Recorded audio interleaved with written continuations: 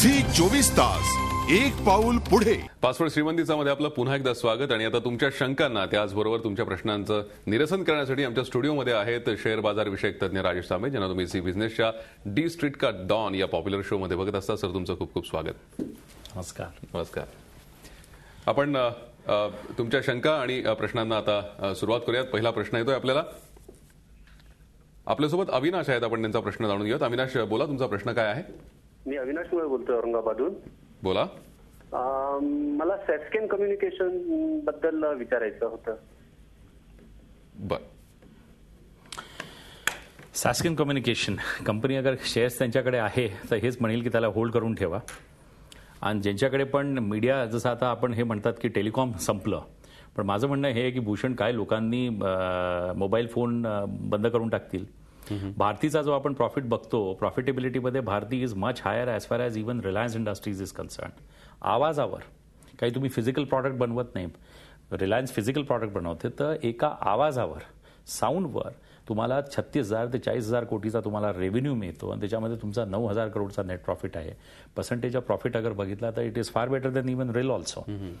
पण याच्यामध्ये या स्टिफ कॉम्पिटिशनमध्ये आता न्यू प्लेयर्स येतात आहे, तुमची जे टॅरिफ्स आहे ते खाली जातात आहे. तर याच्या आणि मी हे म्हणेल की भारतीय टेलिकॉम सारख्याचा पर्सेंटेज ऑफ प्रॉफिट कमी होईल, पण क्वांटम प्रॉफिट कमी नाही होणार. क्योंकि तुम्ही नवीन नवीन सर्व्हिसेस घेताय, तुम्ही अजून सबस्क्रायबर्सना तुम्ही ॲड करताय. एक माणूस 3-3 मोबाईल ठेवतोय, स्टाईल स्टेटमेंट्स आहे, फॅशन स्टेटमेंट्स आहे, तर याच्याने हे काही नाही होणार. तर ज्यांच्याकडे पण मेन फ्रेममध्ये ज्या कंपनीज आहे, आयडिया आहे, आरकॉम आहे, भारती आहे, त्या आपण ठेवा. जसं यांनी सांगितलं अविनाशनी, सॅस्केन आहे, सॅस्केन कम्युनिकेशन्सला पण होल्ड करून ठेवा. नक्कीच. सर, पुढचा प्रश्न घेण्याआधी आणखीन एक प्रश्न. जसं मगाशी आपण बघत होतो की एनटीपीसी मधली सरकारची जी काही इन्व्हेस्टमेंट आहे त्यांनी आता थोडीशी परत घ्यायला सुरुवात केली आहे. एकूणच हे चित्र आशादायक आहे असं तुम्हाला वाटतं? हे बघा, असं आहे की याच्यामध्ये आपल्याकडे अगर हे बघितलं की मी याला बिलकुल ॲग्री करत नाही. जसं आता तुम्ही म्हटलं की तुम्ही डिसइन्व्हेस्ट करताय, तुम्ही हा पब्लिकला देणार, ऑप्शन मेथड करणार, ते सगळं ठीक आहे. पण क्वेश्चन रिमेन्स इज की गव्हर्नमेंट हे सगळं याच्यासाठी करते की पब्लिक सेक्टर्सना 250 अप्रॉक्सिमेटली पब्लिक सेक्टर्स आहे, त्याच्यातल्या 50 प्रॉफिटेबल आहे. तुम्ही प्रॉफिटेबल पब्लिक सेक्टर्सना विकणार, अनप्रॉफिटेबल ज्या लॉस मेकिंग आहे त्यांना तर कोणीच नाही विकत घेणार. आणि हा जो प्रयोग करताय याच्यामध्ये तुम्ही फक्त असं म्हणताय की 30-40,000 करोड यावर्षी येईल, आमचं फिस्कल डेफिसिट कमी होईल. पण परत तुमचं फिस्कल डेफिसिट पुढच्या वर्षी परत तेवढंच राहणार आहे, कारण की गव्हर्नमेंटचे खर्च काही कमी होत नाही आहे. मग परत पुढच्या वर्षी काय विकणार? मग अजून विकाल. मग अगर हर वर्षी अगर तुम्ही असं विकून टाकलं आणि एकदा या प्रॉफिटेबल पब्लिक सेक्टर्स पण गेल्या, मग त्याच्यानंतर मग पुढे काय? बरोबर. Then what is the solution? So long टर्ममध्ये अगर बघितलं तर हा काही सोल्युशन नाही आहे.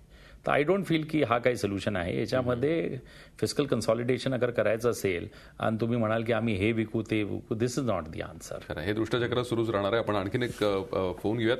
प्रसाद आपल्याशी बोलतायत. प्रसाद, विचार आपला प्रश्न काय? Hello, good evening sir. Good evening. Sir, माझ्याकडे आर पॉवर, युनिटेक आणि सुझलॉन आहेत आणि माझं वय 23 वर्ष आहे, त्यामुळे मला टाइम पिरियड असा काहीच नाही. पाहिजे तेवढा मी होल्ड करू शकतो. पण याचं फ्युचर काय आहे?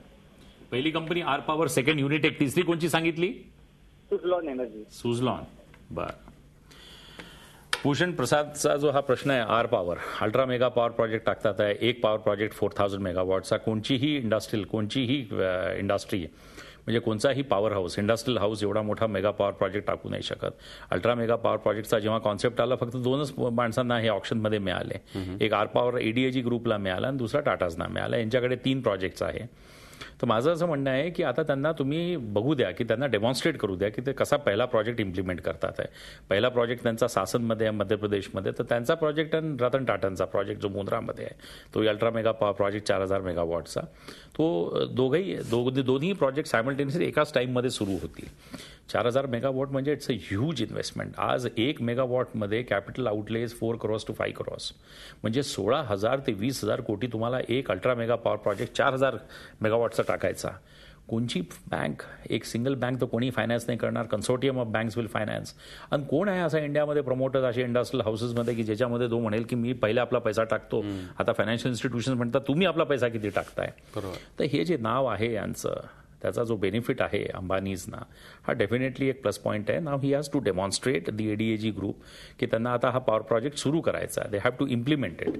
दे स्टार्ट जनरेटिंग पॉवर आणि मग त्याच्यानंतर बघू की कसा रेव्हेन्यू येतो. तर आर पॉवरमध्ये I am very positive about it. युनिटेकमध्ये पण ज्यांच्याकडे आहे ते होल्ड करून ठेवा. कन्स्ट्रक्शन कंपनीमध्ये आणि जेव्हा आपण टेलिकॉम बघतो, टेलिकॉम सेपरेट आहे, कन्स्ट्रक्शन बिझनेस सेपरेट आहे. बघू त्याच्यामध्ये काय चेंजेस येतात. सुझलॉनमध्ये पण तेच प्रॉब्लेम आहे की कंपनीला खूप लॉसेस आहे, डेट खूप हाय आहे. पण let us see, there is tremendous potential. Alternative sources of एनर्जीचा ट्रिमेंडस युसेज आहे, ट्रिमेंडस त्याची डिमांड राहणार आहे येणाऱ्या टाईममध्ये. Because we all know petrol and this thing gas is not going to last for ever. खरं तर ऑल्टरनेटिव्ह सोर्सेसमध्ये we have to go for solar, wind आणि असे सगळे आपल्याला सोर्सेस ऑफ एनर्जीज बघावे लागतील. आता अमेरिकेमध्ये तर एवढा मोठा शोध चालू आहे भूषण, रॉक्समधून गॅस काढतात आहे. झी 24 तास एक पाऊल पुढे.